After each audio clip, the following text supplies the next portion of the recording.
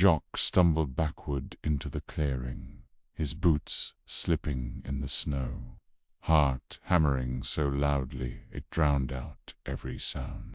The forest around him had fallen into an unnatural silence, the kind of stillness that made the skin crawl. The sheep were gone, scattered into the trees like frightened ghosts, leaving only broken tracks and a smear of blood on the whitened earth. Jean's scarf lay twisted in the snow, torn in two as though ripped by claws. Jacques dropped to his knees and clutched the fabric to his chest, his breath coming in ragged bursts. The woods smelled of iron and wet fur. He knew he should run, scream for help, but his legs would not move. A low growl echoed through the trees, deep and guttural, vibrating in his bones. He turned his head slowly, terrified of what he might see. Between the trunks, a pair of eyes glowed faintly. Not like a wolf's or a dog's, but something more deliberate, more knowing. The creature was watching him, hidden, patient. Every instinct in Jacques screamed to flee, but some part of him understood that if he ran now, he would never make it out. He pressed himself against the trunk of a tree, clutching Jean's scarf, as if it could shield him.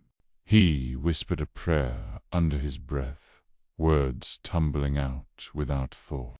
The branches shifted, snow falling in a silent cascade, and then a shape emerged. It was massive, its head low, shoulders hunched like a lion's, but leaner, its fur matted and dark.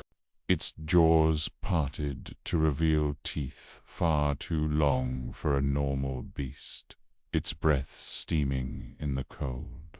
Jacques' lips trembled as he whispered Jean's name, his voice barely audible.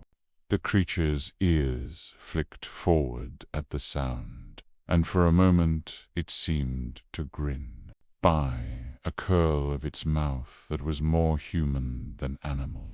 Jacques stumbled back, tripping over a root, his palms slapping into the snow. The beast moved one step closer, slow and deliberate, its claws sinking into the frozen ground with a sound like cracking bones. The air between them seemed to tighten, as though the whole forest held its breath. Somewhere in the distance a church bell rang, faint and hollow. The beast's head twitched at the sound, and in that split second Jacques bolted, crashing through the undergrowth, branches tearing at his arms and face as he ran for his life.